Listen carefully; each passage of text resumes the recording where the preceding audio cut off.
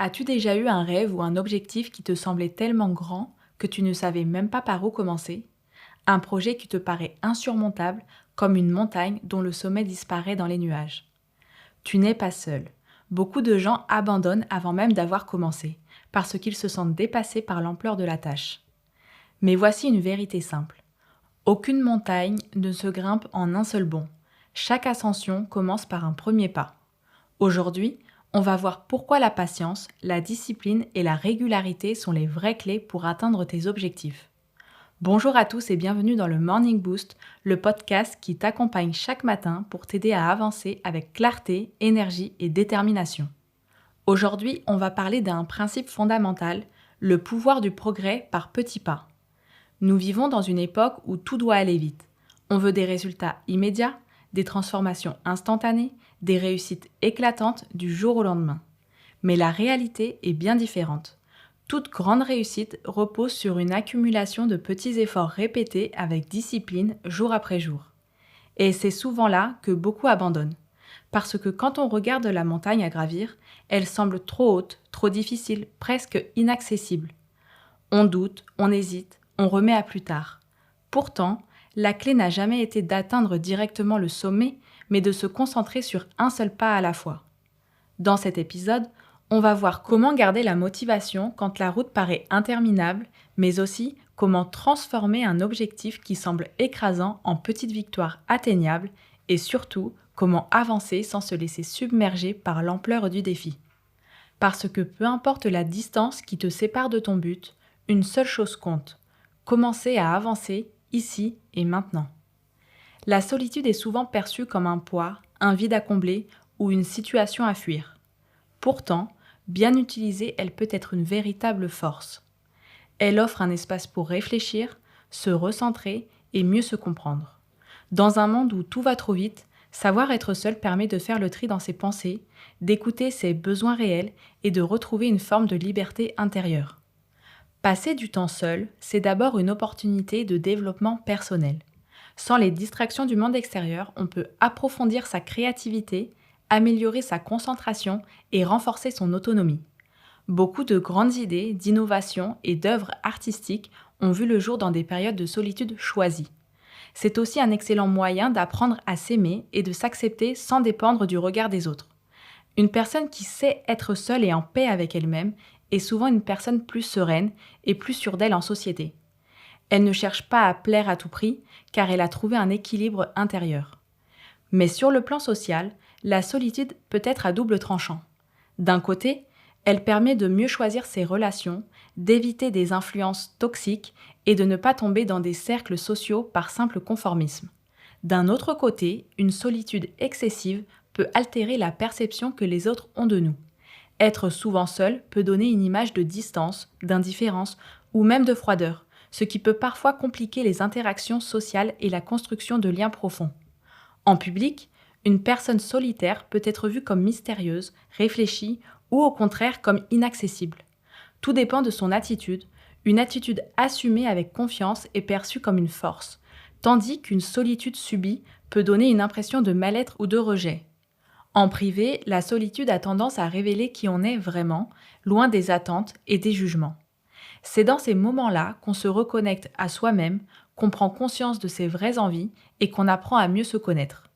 Si la solitude bien maîtrisée apporte calme et clarté d'esprit, une solitude prolongée ou subie peut avoir des effets négatifs sur la santé mentale et physique. Tout d'abord, elle peut mener à la dépression parce que l'isolement peut amplifier les pensées négatives et mener à une profonde tristesse, voire un sentiment d'abandon. Elle peut aussi causer du stress et de l'anxiété, car un manque de contact social peut renforcer l'hypervigilance et accroître le sentiment d'insécurité.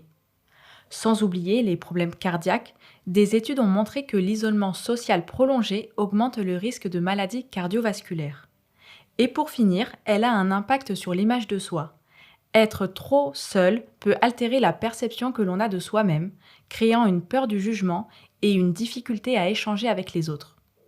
La clé est d'apprendre à utiliser la solitude comme un outil sans qu'elle devienne un piège. Savoir s'isoler pour mieux se retrouver, mais aussi rester ouvert aux connexions humaines qui nous enrichissent. La solitude est une alliée quand elle est choisie et maîtrisée. Mais elle devient un fardeau quand elle est subie. À chacun de trouver le juste milieu entre moment de repli et ouverture au monde, pour cultiver un bien-être personnel sans s'éloigner de la richesse des interactions humaines. Chaque grande transformation commence par une accumulation de petits efforts. Pour avoir plus de détails sur le sujet, je vous laisse en description le lien d'une recherche qui a été menée par Fondation de France. Avant de fermer cette rubrique, je voudrais attirer ton attention sur 2 icônes françaises qui n'ont pas su sortir de la solitude à temps. Dalida, immense icône de la chanson française, a connu une carrière brillante, mais aussi une vie marquée par la solitude et la souffrance. Après plusieurs drames personnels, dont le suicide de plusieurs de ses proches, elle a sombré dans une profonde dépression. Elle a finalement mis fin à ses jours en laissant une lettre poignante, où elle disait « La vie m'est insupportable, pardonnez-moi ». On a aussi Serge Gainsbourg, qui était un génie musical, mais il était aussi un homme tourmenté, en proie à l'autodestruction. Sa dépendance à l'alcool, son comportement provocateur et son mal-être grandissant l'ont plongé dans une profonde dépression, notamment après la fin de sa relation avec Jane Birkin. Son corps a fini par céder à force d'excès et il est décédé d'une crise cardiaque. Quand tu regardes autour de toi, tout ce qui te semble grandiose, impressionnant ou inatteignable a pourtant commencé par quelque chose de simple, presque insignifiant. Une entreprise florissante n'était au départ qu'une idée griffonnée sur un carnet. Un sportif de haut niveau a commencé par une première séance d'entraînement, parfois difficile, souvent décourageante. Un livre qui touche des milliers de lecteurs a d'abord été une seule phrase écrite sur une page blanche. Rien ne se bâtit en un instant.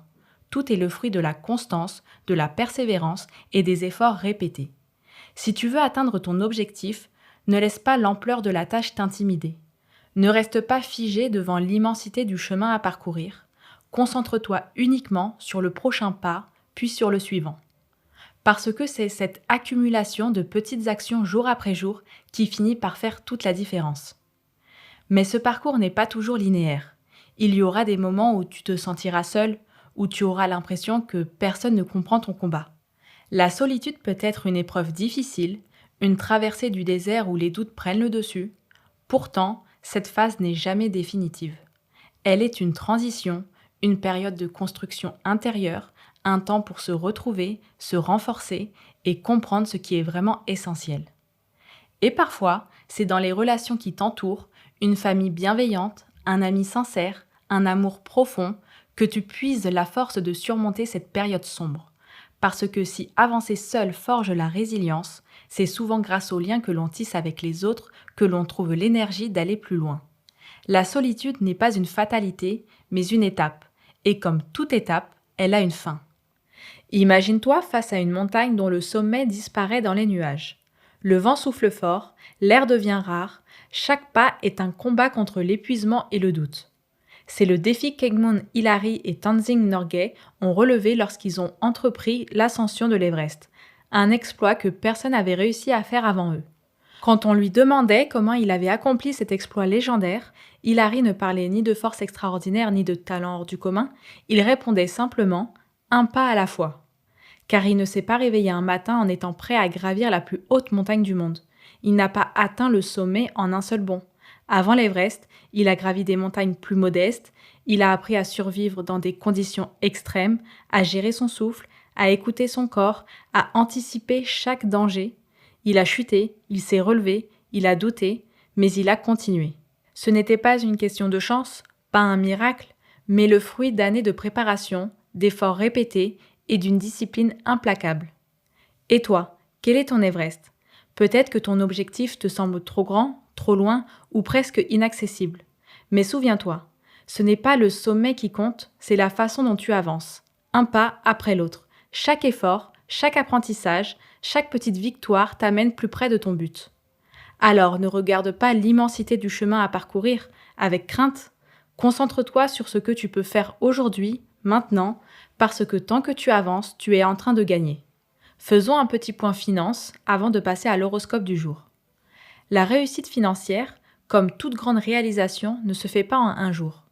Beaucoup rêvent d'indépendance, mais hésitent à franchir le pas, paralysés par l'ampleur du chemin ou la peur de l'échec. Pourtant, Accumuler du capital ne repose pas sur un coup de chance ou une opportunité unique, mais sur une action régulière et réfléchie. Investir ne signifie pas risquer tout d'un coup, mais comprendre que chaque petit effort compte. Une simple habitude, comme épargner un pourcentage fixe de ses revenus ou investir progressivement dans ses actifs sûrs, construit une sécurité financière sur le long terme.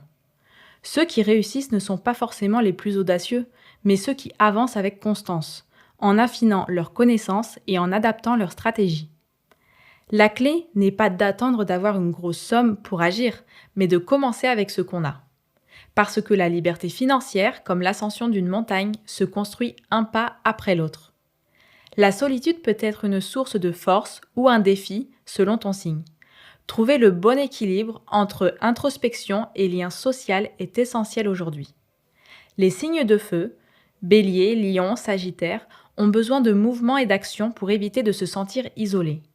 Une initiative spontanée ou une rencontre imprévue leur redonnera de l'énergie. Les signes de terre, Taureau, Vierge, Capricorne, apprécient la solitude quand elle leur permet de se recentrer. Mais un échange sincère avec un proche peut leur apporter une stabilité précieuse. Les signes d'air, Gémeaux, Balance, Verseau, aiment jongler entre indépendance et interaction. Une pause pour clarifier leurs idées leur fera du bien, tout comme une conversation stimulante. Les signes d'eau, Cancer, Scorpion, Poisson, ressentent profondément les émotions liées à la solitude. Exprimer ce qu'ils ressentent à une personne de confiance les aidera à retrouver un équilibre. Aujourd'hui, que tu sois seul ou entouré, l'essentiel est d'écouter ton besoin du moment et d'agir en conséquence. Peu importe ton signe, la clé est de rester concentré sur ton avancée, même quand le sommet semble lointain. Le temps qu'il fait dehors peut influencer ton état d'esprit, mais c'est à toi de décider comment l'utiliser pour avancer avec détermination. Si le ciel est dégagé, c'est une invitation à l'action. Profite de cette clarté pour prendre une décision importante ou avancer sur un projet qui te tient à cœur. Si la pluie tombe, voici une occasion de ralentir et de te recentrer.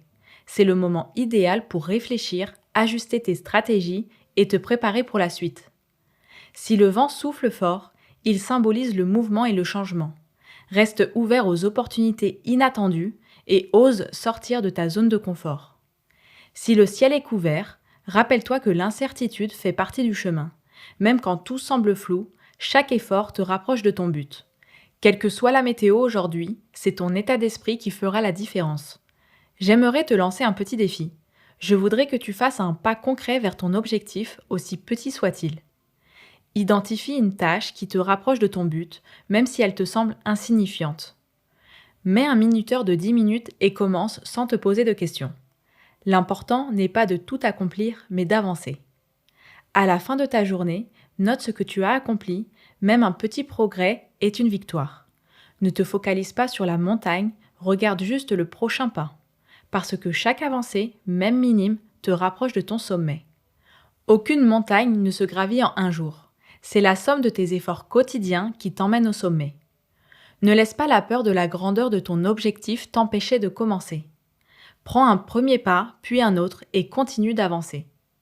Même si tu ne vois pas immédiatement les résultats, fais confiance au processus.